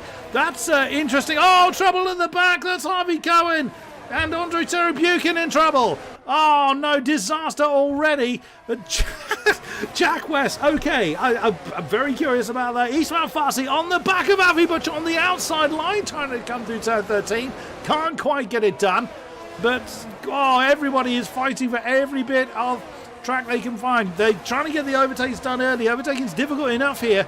Oh, is that Chanakinchi in trouble? He's dropping down a few positions. He's lost 3 in this section. He's got, yeah, he's missing a front wing and he's out. He's hit the wall. He's on a safety car already. Chanakinchi, the first to fall. That's a big impact for Chanakinchi. No safety car just yet. I'll tell you what, that strategy from Jack West isn't exactly a bad one. He's already up about 6 places and is still charging his way through the field. So Jack West now on the back of Jake Benham, using up his ERS, trying to get through. Benham's trying to keep him behind here. There's still no way through for the Red Bull. Look at the defense put up, but he's got so much more grip on those soft tires. Benham going to squeeze him all the way around the outside, leaves just enough space for Jack West to get his way through on the outside line, and he goes through up to P12. Absolutely brilliant stuff. So Jack West, he's up 7 places, but Benham's coming back up the inside again. Can't quite get his way through there. Has to slot in behind for Wilson Hughes. So after that chaotic first lap, no change up the front. Luke Smith leads, Alfie Butcher second, Ishmael Fassi, then Berezne, Pedreño, Parajic, Burman, Pookie, Ronar and Caraton. So Ronar up a place into P9, Caraton dropping back to that position. But Jack West is providing us the entertainment on those soft tyres. May as well try something different. If everyone else is on the same thing, you can try to make something work here. Wilson Hughes just moving out of the way of Jack West. That's 8 places gained. I'd be interested to see how this works out. I can't see it working out in the slightest for Jack West, but it's entertaining nonetheless. He's banking on a safety car or some kind of major disruption of some description to make that, soft, hard strategy work. Not unless he thinks there's going to be rain. No one else does. Everyone going for the predictable hard tyre start. But these guys know realistically that either the strategy isn't going to work for Jack, or Jack is not going to be in the fight with them for too long, because those soft tyres right now are in their prime. There's no way anybody can defend with hard tyres. As he just dances around Navarro Caraton as if he stood still. We get to watch Thomas Ronhar as well get past his friend Pookie on the way down to the final turn. The Aston Martin has got to relinquish that one. That's 8th to the Haas. That's now Jack West into the top 10. Brilliant job from him as across the line again. Alfie Butcher setting the fastest lap. No DRS until the next section of this lap. DRS will be enabled on this lap. So Jack West continuing on his charge through the field. Next up is Istvan Pookie, then Thomas Ronar and Barry Borman. Now these two, this is going to get interesting now. Ronar and Borman together on track P7 and P8. Their championship rival Jake Benham down in P13 at the moment. So this will be good news for them, but again, not a massive points game. But Borman will not like to see that Haas behind him, as he's done, or he's had him behind him in many, many cases so far this season, as Jack West runs very wide in the back. He's had him behind him many, many times this season. But again, is this the time now to fight or to work together? Let's see. Tomek Parajic holding on to P6 currently for them, and Ruben Pedreño doing an excellent job in P5 currently. So all things settling down, but Jack West now just getting stuck a little bit behind this Van Pookie, so those softs won't last exactly that long as they come up towards the second sector now. He has got DRS this time, but so does everybody else in front of him, which is the issue for him. But he's made his way up into the top 10. Now, again, he's going to have to bank on a safety car, like Chris mentioned, of course, but there is, again, plenty of opportunities for that. Here comes DRS now, using ERS. Does Jack West? He's going to stick one up the inside of his fan Pookie. I think he's going to have to. Pookie's going to go defensive to the inside. He's going to sell the dummy on the inside. Up the inside goes Jack West then on those new soft tyres, and up he goes into P9. He's using up his battery as much as he possibly can, and those softs won't last too long, but he's making good use of them nonetheless. Still Luke Smith out front from Alfie Butcher and Ishmael Fassi. So still, it'll settle down a little bit now, only for Jack West, who would have had 0 overtakes. Yeah, absolutely true. Alfie is getting very close to Luke. Luke did get a little bit of breathing space early on, but that has gone, and now, if anything, it's Alfie Butcher that's got a little bit of breathing space over Ishmael Fassi, about 0.6 of a second between the Ferrari and the Haas now, leaving Alfie just to concentrate on the Alpine ahead and for the race lead. But is he going to at this point? You were mentioning earlier, Jack, about drivers working together. I always find that next to impossible. I never see it. Sometimes they do. Again, every driver knows the benefit of actually working with somebody else to tow you along and all that kind of stuff. In the heat of battle, yeah, realistically, I don't see it. But yeah, I await to be proven wrong. I've proven myself wrong often enough by not even getting the location right often enough. I'm quite happy to berate myself. I don't need anybody else to do it for me, but feel free to join in all you like. So at the moment, Luke Smith leads Alfie Butcher. Now Luke getting a little bit of breathing space, and Ismail closing in on the back of Alfie Butcher for potentially third. But are they just going to go through the miles? Are they just going to go through the motions at this point? Potentially. They may well just close in a little bit, then get a bit more life in the battery, just keeping themselves in contention, just keeping the pressure on the driver ahead and waiting for that early overtake. I think Jack has burned the best out of those tyres now. 7/10 nearly between himself and Thomas Ronhaar. He's going to be in pretty soon to get rid of those red mark soft tyres. Yeah, he is here, but he used them to his advantage and got himself up into the top 10 and got himself into a position just in case something did happen. But it is interesting, just keeping an eye on the leaders. Of course, Luke Smith, 79% battery, Alfie well able to save 92%. Ishmael Fassi with a little bit less, 78%, but Alfie keeping Luke Smith very, very honest at the moment. No chance of him going for a move just yet. But it is all calm at this moment in time. You can expect that to sort of stay that way until we get to the pit stop phase, unless something really dramatic happens later on or in this next phase. But Luke Smith up at the front, of course. We had an Alpine leading last week, which then unfortunately didn't lead the last half of the lap and lost the victory. But so he wants to keep himself in that lead position with Luke Smith. Alfie Butcher trying to get his first win. Luke Smith trying to go for his first win, as is Ishmael Fassi. But Danny Beresne, I think he's the man on the attack right now. He's gone the fastest first sector of anybody and trying to get up to Ishmael Fassi. Doesn't want to let the leaders get away. Obviously feels he has got pace. He certainly has. He showed that in qualifying.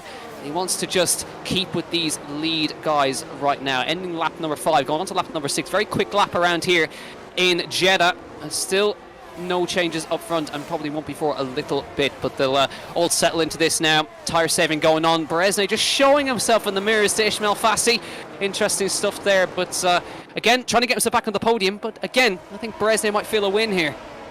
Yeah, it's possible, but he's had to work very, very hard to overcome the raw talent ahead of him. We will see. Jack West is hanging on in there. I thought he may have come in at the end of lap 5, but no, he is hanging on in there. He's closed into about 4/10 of a second to Ronhaar ahead. His battery is absolutely bullet, mind you. But he's done what he needed to do. I mean, let's see, how many positions has he got? He's 10 places, so he started near the back of the field, and he is up 10. That's exactly what he needed to do to have any hope of these soft tyres paying him any dividends whatsoever.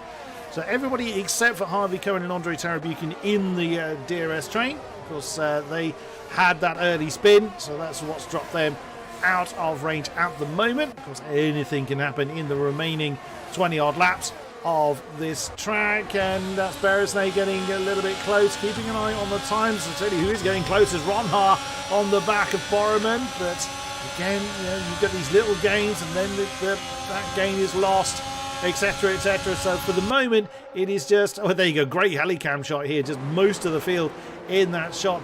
There is a gap forming between Beresne and Pedreño at the moment. You can actually visibly see it in that shot there from 4th to 5th. That is the most significant gap. Ruben's going to have to work a little bit harder to try and stay, or to make sure he stays in that DRS range. If he loses DRS, he's going to be in awful trouble and then really fall prey to the cars behind. Yes, indeed. So we'll wait and see if he can keep himself in there. He is saving ERS though, is Pedreño, so he's again not pushing too hard to stay with them. He still has got that DRS. Doesn't want to let them get too far away though and drop into that sort of danger zone. But yeah, Jack West is doing a great job to stay with these guys. Obviously keeping himself in there, using up the battery to just stay in there and stay in the DRS of Thomas Ronhaar in front. We'll see what he's able to do. It's nice to see somebody trying something different out there. Otherwise, we'd have had 20 cars on the exact same strategy, which is very difficult to try and keep anything anything, I suppose, interesting going on. But Luke Smith still out front, 70%. Alfie Butcher very much in conservation mode at the moment, 95%, almost full charge in the battery. Ishmael Fassi doing a great job up in third. Hasn't been able to convert anything into a result so far this season. So we'll want to just keep himself right where he is right now. Alfie Butcher now starting to challenge Luke Smith, starting to show himself in the mirrors. There's this Van Pookie getting past Jack West, so that'll be those soft tyres done. So I would expect Jack West to maybe start coming into the pit lane this lap now that those tyres have dropped off significantly. But Alfie Butcher now is really starting to show himself in the mirrors of Luke Smith. You see him going defensive a little bit on the approach, and they go through to begin another lap. But you can sort of feel Alfie has got the pace at the moment. He's almost pushing Luke on the way out of the first corner, but still being very patient here. Very true. The fastest lap changing hands quite a few times as the cars get lighter and lighter. Jack West starting to lose those positions he worked hard to gain. So I'm surprised he didn't come in at the end of that lap. How far realistically can the hard tyres go? Surely hard tyres can go to the end from here. They probably won't be very happy by the time you get there. But that, I imagine, is why he's stretching out this soft stint as long as he realistically can to make sure that he doesn't have a puncture towards the end of the race. But we'll see if that comes off. I still think he's banking on a safety car there. It's the only way I can realistically think that he's gone for that strategy. But exactly as you say, Jack, yes, it gave us a really great start to this race. Now Wilson Hughes getting close to the back of the Red Bull. Is he going to challenge towards the final turn? We'll see. He turned away from that just yet. But yeah, look at the gap between Jack and Alvaro Carreton now. You can visibly see it growing almost corner by corner. And yeah, there you go. Wilson Hughes easily just glides around the outside of Jack West. Oh, and Jake Benham nearly gets squashed. I don't think Jack was expecting Jake to try and make the move there. Comes Alfie. Sorry, Chris. Here comes Alfie for the lead. Luke Smith went wide out of the final corner, and he capitalised and says thank you very much. So Alfie Butcher to the lead of the Saudi Arabian Grand Prix. Forced Luke Smith deep at the final corner, and that was all it took. Alfie Butcher now leading for the first time in Saudi Arabia as Jack West finally pits onto a set of hard tyres, so he'll be going to the end. Nicely done. Yeah, Jack West indeed doing what we thought he would do. And assuming he doesn't headbutt the wall, keep all the necessary parts on the car, and that'll be the last time Jack West sees his pit crew for this race. And look at that, Alfie Butcher getting on with it, already building up 0.6 of a second over Luke Smith, and not really using an awful lot of ERS. You can see on the steering wheel there, he really hasn't used any at all. Now, is that indicative of a problem for Luke, or is it just he made a few mistakes? Well, he's not lost a great deal of time to Ishmael Fassi, as Alfie Butcher is now deciding to make his right foot a bit heavier. It certainly looks like, even just following the car, it seems that Alfie has got a lot more straight line speed in that car. It just seems to just have more confidence in the car at the moment. But again, you're not going to get away from Luke Smith that easily. So he's obviously going to try to stay with him here as they come up to the last corner. But again, Luke has had to use ERS to stay with him. That's the key point. So Alfie is not really pushing here. He's got full ERS and is not really having any issues out front. He's got the most ERS out of the leaders at the moment. So now we're keeping an eye on everybody behind. Barese sitting in behind, no way through for Fassi just yet. You can see them sort of all spreading out. Ronald just sort of getting out of the slipstream so he doesn't catch up to the car in front, which is of course Barry Borman, making no progress through the field. So it's going to have to take really strategy calls from these guys to make up any positions. It'll be the first to blink to go onto the next set of tyres and try an undercut here and see if it works out for them. But Alfie Butcher was not wanting to stay behind for too long, and I'm telling you, his pace is really impressive. He's not using a single ounce of ERS and is pulling away. Nicely done from Alfie Butcher. He's timed that perfectly. It was your bet for pole, and he's making a bit of a bid for the lead, or to try and take, or hang on at least, to the top spot of the podium. We'll see if he can maintain that for another 15 laps. As you can see down, Jack West, the first one to open up the penalty score sheet, and from the old contra strategy, alas, his exuberance has bitten him a little bit. So we ride on board with Ruben Pedreño, who sounded very reluctant to go into 8th gear. He was revving that really high from what it sounded like on board. Parajic was getting a bit close to the back of Pedreño there briefly as well. I'll say briefly, he's coming back at him, it looks like. I think that's just the way that camera looks. Yeah, he's just staying there at the moment. Go on. Sorry, Luke Smith is challenging Alfie Butcher for the lead. Again, so he's not lead. Again, this is very hard fighting for an incredibly early part of the race. Luke Smith fancies going for that lead again, and here he comes again, dumping the battery down towards turn 1, goes for the inside. Will Alfie fight this one? It's going to be very hard to do that on the outside line. He is going to fight him though around the outside. Alfie Butcher hanging on to the lead, and he does hang on for this part of the race. Now Fassi not quite able to get up alongside Smith, getting so loose on the way out, and it is another round to hang on for Alfie Butcher. I was not expecting Luke to challenge into the final corner. I don't think Alfie was either, but again, that's bunched up everybody behind, and well, Barry Borman is all over the rear of Tomek Paradzic now through the middle sector, so this is bunching everybody up. Cars starting to fight, so Luke Smith the instigator there, but Butcher hangs on to fight another day. Very, very true indeed. I reckon trying to make that move on that final corner compromised Luke Smith's exit speed, so then he wasn't quite alongside it as much as he would have liked coming down into turn 1. Riding on board with Paradzic as he's getting close to Pedreño now, but isn't able to follow that through. Again, we resume the kind of mule train effect going on, as exactly as you say earlier. You don't ever leave Luke Smith out of the equation. He's starting to reel that Ferrari back in again. Of course, the Ferrari the only one without any kind of slipstream, so it's easier for Luke Smith to be able to do that. As they come down towards the final turn again. What are we thinking? First pit stops for the hard tyres are going to be around that 15. Ron Aaron Boerman, sorry, they're side by side through the final corner again.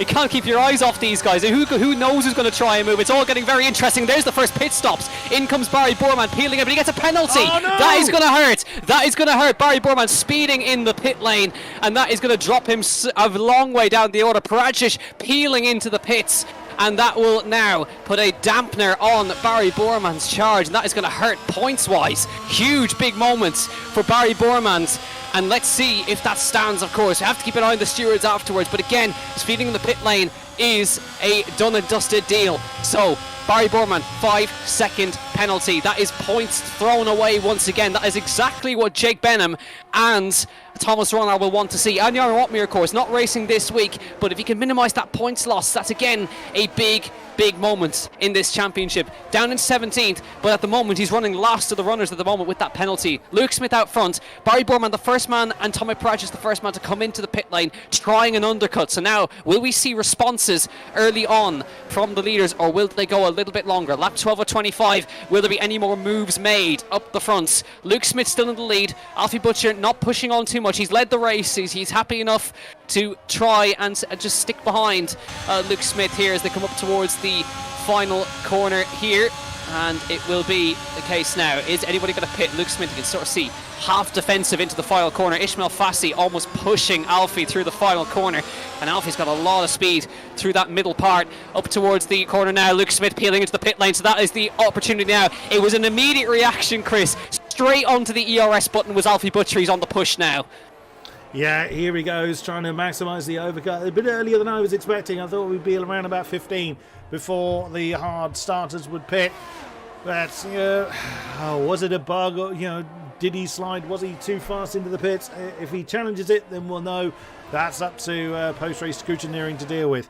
But also Beresnay, he's in danger of losing DRS to the back of Alfie Butcher now, as the Ferrari is dumping his battery and using everything he's got in those tyres.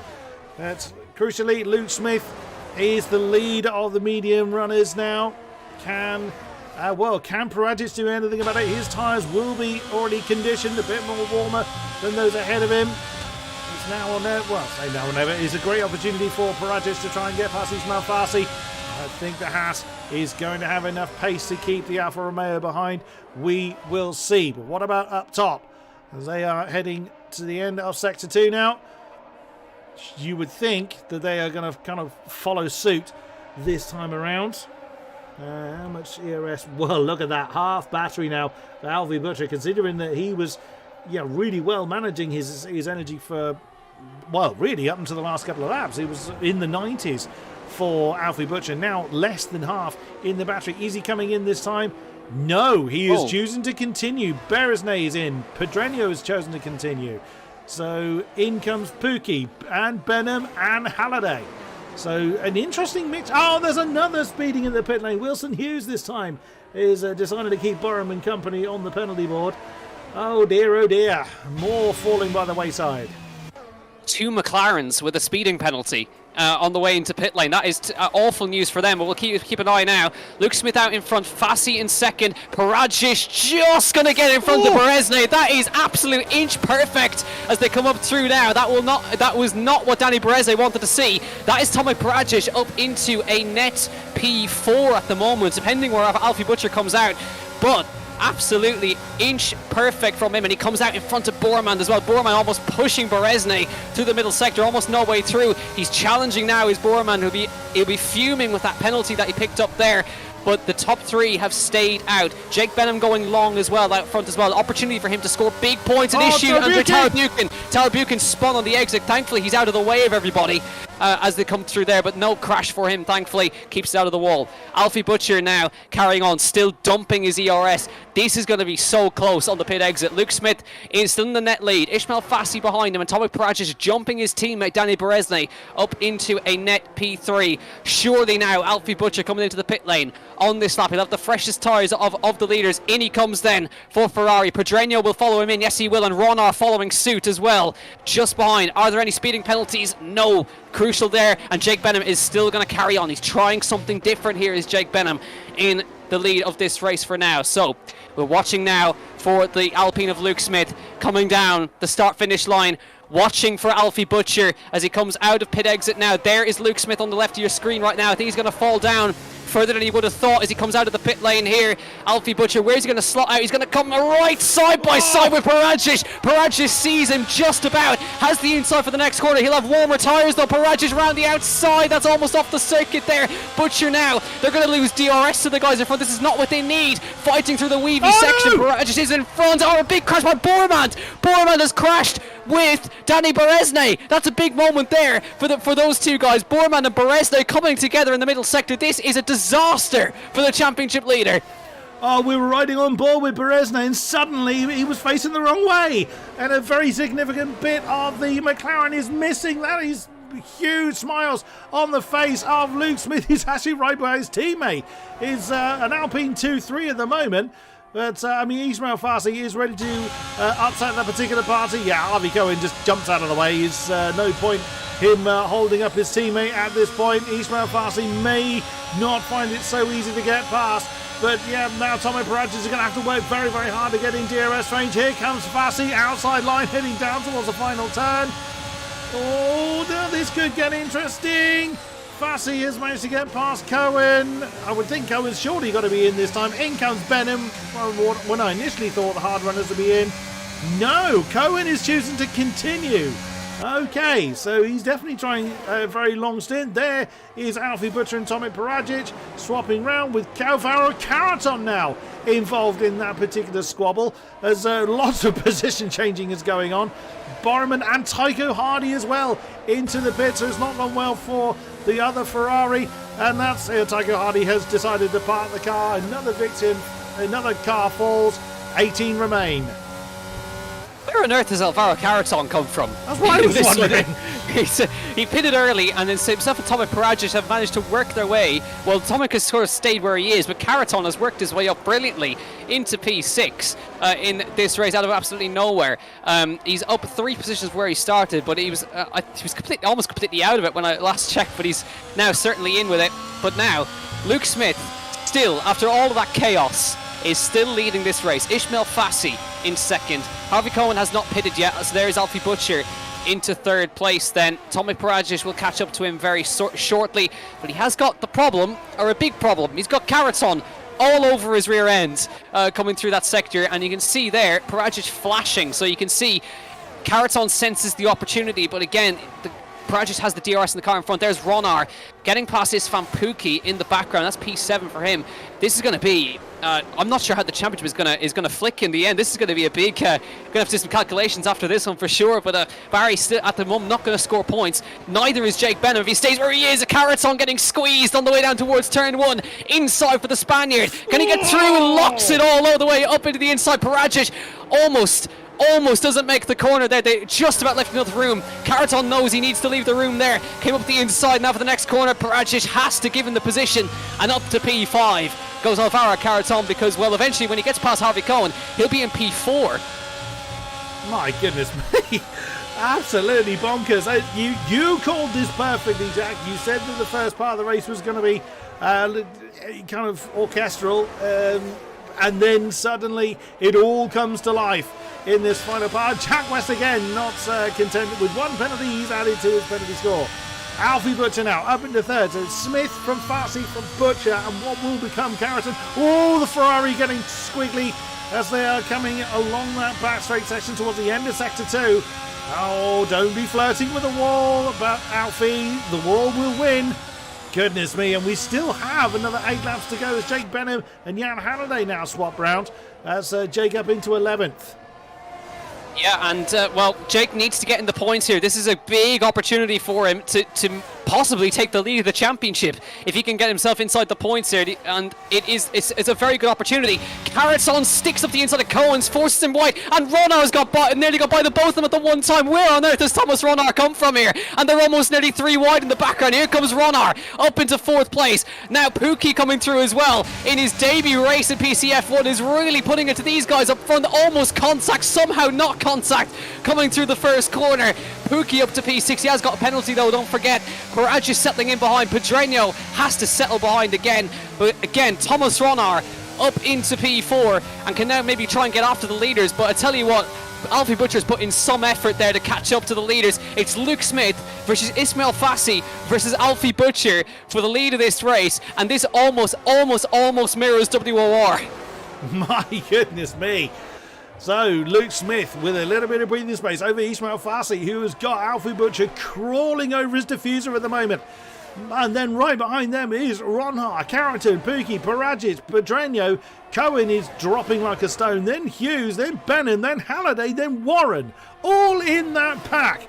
That is, if the top 3 squabble, they'll all become one big line. Wilson Hughes now gets past the ever-falling Harvey Cohen. He's left it too late. He's going to go for softs, I'm assuming, which is why he's gone on so long. Riding on board with the Ferrari now. Is he going to challenge for that second position? Well, you know he wants to try it. They're going to close in a bit on Luke Smith. Are they thinking about that turn 1? Interesting that Ishmael and Alfie choose a slightly different line coming through that final turn. Here comes the Ferrari. He's had a really good run on the exit of that final turn. Here comes the Haas and the Ferrari ganging up with the Alpine, are they? Not quite close enough. But Luke Smith will be feeling that pressure. Something awful. Yeah, brilliant. There's Jake Benham into P9, so he's making up places here. He's a couple of places away from potentially taking the championship lead off of Barry Borman in a shocking twist of events. But it is now a couple more laps to go. So it's lap 19 to 25. It normally doesn't kick off this early, folks. You nearly have to wait to the last lap.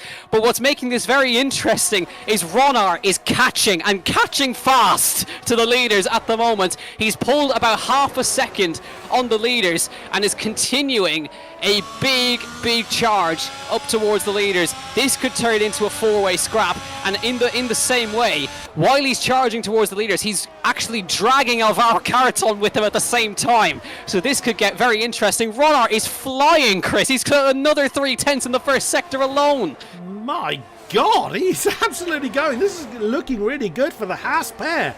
Both in the top 5, both in the top 4. And Ronhar is really eating into that gap, but he's not got a lot of life left in the battery. You can see it's probably under 25%. Alvaro Carreton staying in DRS range, along with Pookie, along with Paragic, along with Pedreño, along with Benham, Hughes, Halliday, Warren, and, well, what will eventually become Beresnay. All the way down in 13th position for the singing Hungarian. It's very much undone itself as the race continues. The top 3 condensing again, but not close enough. The challenge into turn 1. Everyone is almost Mexican standoff here. Everyone's just kind of waiting for somebody else to make the move first. Is Harvey in? No! Get in the pits when you go in. Why are you not in? Preisnade is in, and he's parted. That's 3 cars down, 17 remain.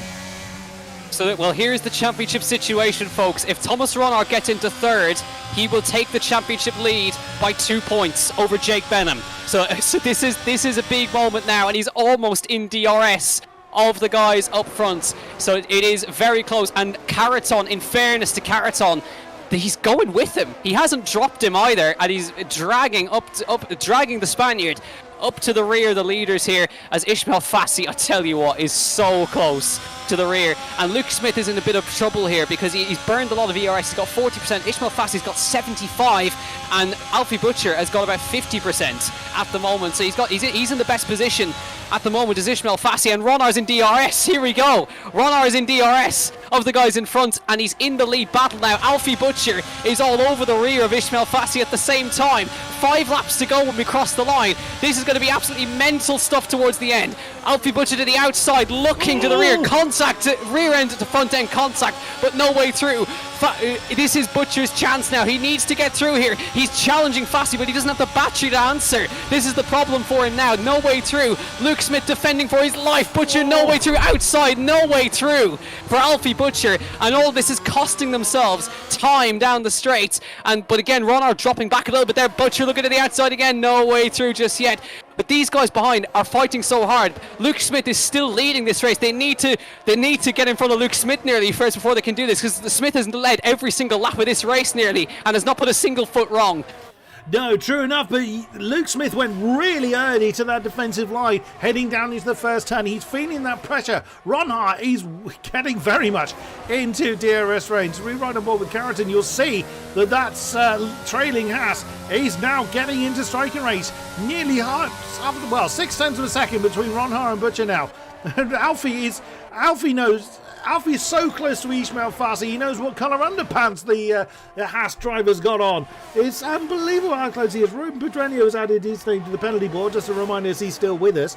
He's in 8th position. He's in this DRS train, don't forget. So, we can have an almighty great scrap for the podium spots, potentially, if it does go wrong for those up top. Goodness me, but Ronhart from... Oh no, Barry Borman's made his day even worse. He's already down at the back of the field, putting on his starting hard tyres. Oh, goodness me. Could he get any worse for Barry Borman? Problems for Danny Berezne as well. He's dropping down the order. That was what was a promising race for Berezne. It hasn't really materialised, but this is fascinating stuff. As Connor has rightly pointed out in the YouTube chat, the top 4 here have never won in the top tier. The only man who's won in that top 5 is Alvaro Carreton, and he's only won twice. So this is incredible stuff, what these guys are fighting for. Their first ever victories. Luke Smith as well, he stood on the podium a few times. Butcher nearly drops it through there. How on earth has he held on to that car? So he's pushing so hard. Dirty air affecting the Ferrari through that middle part. But this is grandstand stuff. It's sort of nearly settled down in this phase. This is going to be a last lap dash. I predicted a run to the line. I think I might be right here. I think you absolutely are. They're giving us a fantastic show well before we even get to that point. Oh my goodness me, are they making up for what was a fairly quiet first half of the race? Oh my god, yeah, don't know where to look at the moment. There's also behind them, Benham is now with Pedreño. So Jake Benham, from being outside of the points, challenge for 8th position, can't quite get it done over the Spaniard. He has to have another go at a later time. Butcher again, nearly into the diffuser. Oh, one Haas, he's got the other one, challenging on the outside line, coming down towards the final turn, side by side. Can Ronhart get it done? Butcher's going to have to defend, squeeze Ronhart to the wall, can't do it. Thomas Ronhart in prime offensive position over Alfie Butcher, side by side on the way down towards turn 1. The Ferrari dumping his battery, giving everything he has, only just hangs on to 3rd, but oh no, that's impact with Fassi. Fassi had a bit of a moment on last Alfie Butcher up 2nd with 3 laps to go. Oh my goodness, there'll be words said about that. Oh, will my voice hang on? What a way for it to go though. This is fantastic.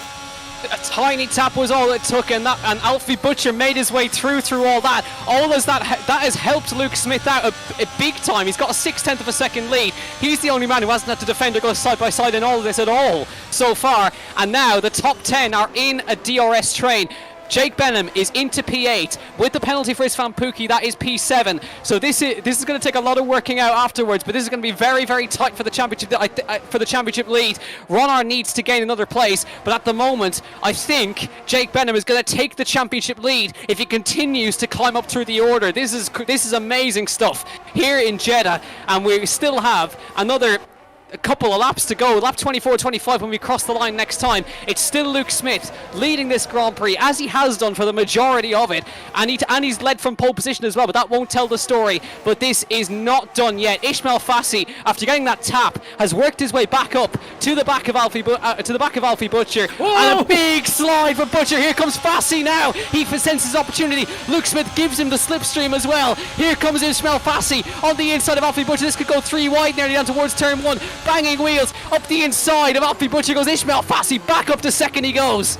2 laps to go, and Butcher's going to try on the outside line out of turn 3, can't get it done. Fassi defends that inside line, only 3 tenths between themselves and racing to Luke Smith, who probably doesn't realise how much of an amazing show is going on behind him. Jack has parked it from 14th position. He's had enough of this race as the Ferrari nearly hits the back again of that leading house. Thomas Ronhardt's got a great seat in the house for the battle that's going on ahead of him. Alfie Butcher less than a tenth behind Ismail Fassi once again as we get towards the end of, the end of the first half of this lap. Just 1.5 laps to go. You cannot call it. Come on, chat. Who's it going to be? Smith, Fassi, Butcher, Ronhart, somebody else. Who knows? Let's see how it's going to play out. This is crazy stuff. But Luke Smith has got a gap though. He's got 0.6 of a second, and these guys are not helping the fact by the fighting each other here. Alfie Butcher stuck behind Ismail Fassi coming through that sector. A little bit of a poor run through there for Luke Smith, but he's hanging on. Here comes Alfie Butcher now. He's dumping the ERS again. He's pushing Ismail Fassi on towards the final corner. This is giving him the gap go. Ismail Fassi has got the ERS to fight with, and Ronar's back in it now. Look at him there. He's dragged himself through into the fight now. We are beginning the final lap at Jeddah, and any one of these guys could win here. Down towards turn 1, Luke Smith leads. Ismail Fassi second, Alfie Butcher third, Thomas Ronhart P4, and behind them is Alvaro Caraton in P5. Istvan Pukki with a P6, but he's got a penalty, and Jake Benham behind in P7. Luke Smith is trying to hang on for his first ever PC Tier 1 victory. Ismail Fassi trying to take his first ever victory, as is Alfie Butcher, as is Thomas Ronhart, would you believe, at the top end of this fight now. Butcher all over the rear of the fastest contact, and they almost get their way through. And surely now, that's the gap that Luke Smith needs to get away. He's got 0.8 of a second. It's going to take a massive moment here for these guys to try to catch up to Luke Smith. Fassi is so loose coming through that first corner. That is surely now.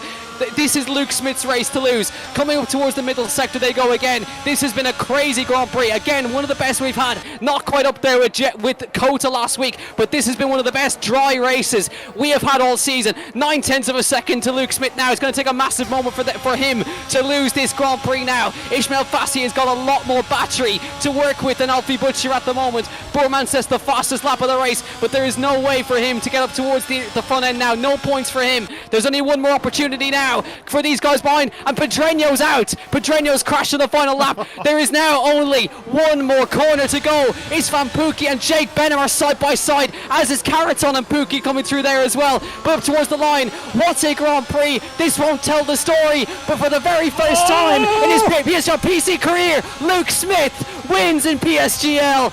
Fassi takes second. Ronar steals the podium away from Alfie Butcher on the line. Would you believe it? Ronar's on the podium. Alfie Butcher in P4. Jake Benham finishes in P5. Would you believe that race? But Jake Benham is the new championship leader. Caraton 6th. Beresne, Pukki, Warren in P9. From last on the grid, Dylan Warren P9. And Tomek Parajic finishing in P10. But what about that? Luke Smith, for the first time ever, is a winner in PSGL PC Tier 1. Wow, what a race. That was absolutely incredible. Look at the gaps. 2 finishes less than 1/10 of a second after 25 laps of racing here in Jeddah. That is absolutely bonkers. Fastest lap to Andre Terabukhin. Is that going to go to Barry Borman in the final lap? Probably. Let's have a look. Will the man from Iran steal the fastest lap back just for the sake of that he can? No. It stayed with Andre Terabukhin. Oh my goodness me. What a great performance from everybody, really. Certainly in the top 5. That was absolutely incredible. Driver of the day, Dylan Warren. Why not? It could have gone to anybody, really. But, oh, wow, that was absolutely fantastic. I'm going to look forward to having a chat with our drivers at the end of this. That was incredible. I've done the maths, ladies and gentlemen. Jake Benham, new championship leader. Again, came from nowhere, up to P5. Consistency takes that 14th on the grid up to P5 in this one. But Luke Smith, for the first time, I have to say, absolutely wonderful job from him, and for the first time in his PC F1 career. Ismail Fassi in second, and Ronar taking the podium away. It's almost heartbreaking, isn't it? Thomas Ronar stealing the podium from Alfie Butcher at the last possible moment after his great performance. But again, I've done the maths. Jake Benham, 34 points at the head of the championship. Behind him, Thomas Ronar, 32. Behind him, Barry Bormand, 32. This is incredibly close. Wow. And this is, I tell you what, I think I'm just doing a little quick bit of maths as well. Luke Smith, 29. Oh, is that close? That is absolutely incredible. So, without any steward's intervention, of which I suspect there may well be, so it is Luke Smith, Ismail Fassi, Thomas Ronha, Alfie Butcher, Jake Benham, Alvaro Caraton, Formula Danny, East Van Perky, Denham Warren, and Thomas Prajic round out your top 10 with Jan Halliday, Wilson Hughes, Harvey Cohen, Andre Tarabukin, Barry Boromond. Your remaining positions with those that didn't finish were Pedrenia, West, Preschneider, Hardy, and Akinci. Oh, wow. Is anybody wanting to come and have a chat with us? At the moment, no. Don't blame them. I don't blame them. I don't blame them. Oh my word, that was. I thought last week was crazy, but that is a whole different level. Jeddah never disappoints, honestly. Without fail, there has been a run to the line between somebody, and it just happens to be a run for third place. But I'm amazed. Again, we have to keep in mind these results are provisional. They could be stewards' inquiries. Remember the qualifying antics? There was a few little things going on there, and again, there was a couple of penalties, speeding penalties in there that may or may not get removed. We won't know, but it has provided once again an incredibly close championship. But Jake Benham, for the first time this season, takes the championship lead. Ronar recovering after the penalty. He's now on 32. Barry is now behind him on 32. And Luke Smith, from seemingly nowhere now, is in the championship hunt on 29 points. There's a couple of others in there as well. Jarno's still very much in it. Even though he wasn't here, Jarno's on 21 and still very much in it. So not a massive loss. But there is somebody waiting for us at last. And I think it's only fair that we bring him in. Luke Smith is finally here. Luke, well, I podium in round one, and you've now finally got the first one under your belt. How do you feel? I'm over the moon, honestly. Firstly, that pole lap came out of absolutely nowhere. That was literally a PB in session. So, yeah. Also, it doesn't help that for the past 24 hours I've been feeling like so dehydrated.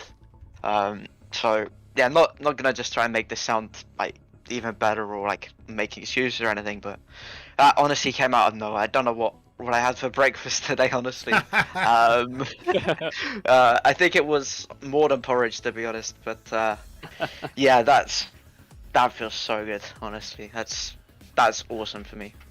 Yeah, I mean, we mentioned it during the stream that, you know, yourself and Patrick have been on this amazing almost return to form, and now, but with that win, Luke, you're now very much in the championship fight. A couple of points off the championship lead now, and I mean that was, even from our point of view, that was intense. But it seemed like the guys getting tangled up behind you was keeping them away from you a little bit.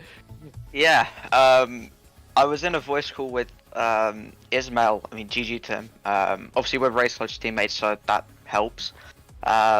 But yeah, we were just working together to firstly firm like a 1-2 if we could, because I mean, I would have even been ecstatic with just P2, and if Ismail had won, I would have been super happy for him. But yeah, to be able to like just survive the carnage that was going on behind, I was helping him, trying to make sure he stayed in P2 as much as possible. Utilized the fact that we definitely had more straight line speed than the guys behind as well. So yeah, a little bit of team tactics between us two, which in F1 esports is honestly something that's more useful than you think, to be honest. Like for example, we saw it with Jake and Jarno in Japan. What other instances were there? Oh yeah, there was Marcel in Brazil last year. But yeah, that shows that the teamwork between us two is very strong, but also just the raw pace is there for both of us, which is really, really promising, to be honest. Yeah, absolutely looked like it. But now, as I mentioned, you're on 29 points now. Jake is now leading the championship on 34. Title challenge coming in now, Luke, or is it still managing expectations? I certainly wouldn't mind a cheeky little title challenge. Yeah, I mean, after I've won this race, and given that I felt not all that confident coming into here, who knows what's possible? Maybe I can challenge for the championship, but yeah, that's certainly the right way to go about it if I did want it. Absolutely. Well, Luke, we'll let you go and calm down after that crazy race. But congratulations, finally on the winners list, and we'll see you next week. Redemption. Redemption at last. Yeah, redemption from Monaco. But yeah, thank you, and yeah, thank you for commentating as well. Cheers. Thank you very much, Luke. So that was Luke Smith, our race winner at last. We did have Ishmael Fassi, but he left, unfortunately. But that would explain it. We did notice the slipstreaming going on between them. Didn't occur to me, race clutch teammates going on there. So again, even if they're not on the same team on track, there's still that communication going on. But you can hear it. Luke Smith, quietly confident, I think. Yeah, you can't blame him either. That was, judging from that particular performance, like he said, he wasn't confident coming into this particular round, wasn't feeling 100%, and still put on a performance like that. Absolutely brilliant stuff. Would it have been the same if it was anyone other than Ishmael behind him? We'll never really know. But also, we don't know how much Ishmael was challenging. Speaking of Ishmael, he has actually reappeared in the waiting room. So let's drag him in here. Ishmael Fassi, you with us? Hi. There he is. Oh, Ishmael. How close was that? Well, my heart is... Yeah. I can't even breathe properly. Wow. I mean, it was... if you watch that one back, you'll have me and Jack screaming our lungs out at that. That was absolutely amazing stuff. Now, yeah, we've just spoken to Luke. He said that obviously you guys working together a bit. I mean, how much were you really pushing for that win towards the end, or was it just all concentrating on what Alfie was doing? Well, when we saw Alfie exiting quite far behind us, like 2 seconds I think, but he catched us. He was quite fast in the fast sections, but then Luke and I, we were also very fast on the straights. We started to work together because we are in the same team. We are a team. We help each other. I think even if pushing myself, I couldn't beat Luke. He was also very fast. I think he also deserves it, this win. He got pole, he PB'd in the real session, and yeah, we just try to maintain our 1-2, which it happened. Yeah, 1-2 for race clutch. It was a brilliant race. We couldn't call it. We did not know which way that was going to go at any stage. Was that the feeling for yourself as well? Was it just a case of, did you ever kind of feel like, yep, we've got this secured, or was it always just keep on attacking? We knew from the beginning, from the last 10 laps or 9 laps, that it was going to be very tough to keep Alfie behind. And then Thomas also got in the train, and he was maybe a bit faster than Alfie on the straights, which wasn't ideal for us, because we wanted someone like Alfie who wasn't that fast on the straights, and we just maintained each other out of trouble. I got hit by Thomas on lap 22, I think, in the first chicane, which cost me P2 with Alfie, but then I just my straight light spin and got that P2 again. We were very, how can you say it? We were very scared about what Alfie and Thomas could do with us, but we just kept it up. Great stuff. And it's Interlagos next time out. How are you feeling ahead of next week's race? I don't know, honestly. We will see in 1 week. I hope it goes as good as this race tonight. So yeah. We look forward to it as well. Take a well-earned rest. Thank you very much. A great podium. Well done. Thank you very much, Ismail Fassi. Thank you, guys. And we have one more guest wanted to take a chat to us, Mr. Canan. We have got one. Yes. Thomas Ronha. Yes, Thomas is with us. Thomas, I mean, crazy one at the end, stealing a podium at the very last possible moment, but probably not exactly what you wanted today. No, you're right. Heading to quali, pace once again looked great. I think me and Alfie in practice we practiced together, and we knew the pace was there at the very top, so we just needed to put it together in actual qualifying, and that's exactly why I didn't do today. Managing to validate 2 laps, which were going to be enough for pole, both of them actually. So that's very unfortunate from my side. Silly mistake once again. But yeah, heading in towards the race.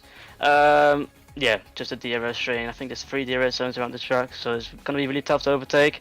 Especially when we're running really low downforce setups, it's going to be really hard to overtake, just like Spa. But yeah, having great pace in the race definitely can help to get close enough to eventually make an overtake into, let's say, turn 1 or the hairpin in the last corner. And that's exactly what I did to Alfie in the last lap, managing to fight from P4 to P3 in the end. And yeah, happy to close the gap to Barry, and I think Jake is now leading the championship, if I'm not correct, not mistaken. But it's looking really close, so yeah, really happy. Yeah, now you have to forgive me, my maths isn't great, but yeah, Jake is leading the championship. You are now tied with Barry in second place, 2 points behind. So it is very close. Luke Smith now in the championship fight as well. He's on 29 behind you. So this is looking like it's going to be quite close. But again, still not quite been able to get that win, Thomas. When is it coming? Yeah, it's been over a year since I joined Tier 1, so hopefully next week. But again, the grid is really competitive, so it's always going to be a challenge to get the win. So yeah, maybe next week, who knows. Yeah, we're heading to Interlagos, I think we're going to next week. So what's your thoughts heading into it? Yeah, I think having done esports as well there is going to help me obviously to get the best practice going and getting really fast. Interlagos has been always a fun track to drive, and yeah, looking forward to it definitely. Well, Thomas, congratulations on the podium, making a very close championship fight. But we'll see you next week. Thank you very much. That was Thomas Ronnar, so our full podium for once coming in to chat to us for this week. But great to hear them. They all sound sort of hyped up for this championship fight. Of course, Thomas always has one eye on it. After that, of course, had a big points loss in round 1, fighting with Barry and getting a penalty on the final lap while chasing him, dropping him down 3 or 4 places. So that has now brought him right back into contention. But it is interesting to see that Jake Benham, leading the championship, hasn't won a race this season, but is still leading the championship. And that goes back to what we said at the top, wasn't it? Consistency is absolutely king, although I'm sure they're all gunning for the wins nonetheless. Like I was saying, it is indeed Interlagos next time, so we really hope that you lovely people watching along either live or post-event join us then. Thank you very much to those that have been with us throughout the stream. Thank you very much, Jack, for allowing me to invade the commentary box. A great pleasure to be alongside yourself, good sir. As always, thank you very much for filling in, Chris. Maybe we'll keep you. I'm entertainment value if nothing else. So it'll be the mighty George back in the box next time out. When Challenges kicks off, I'll be back to upset some more people's eardrums. But until next time, we look forward to seeing you then. Until next time, thank you very much and good night.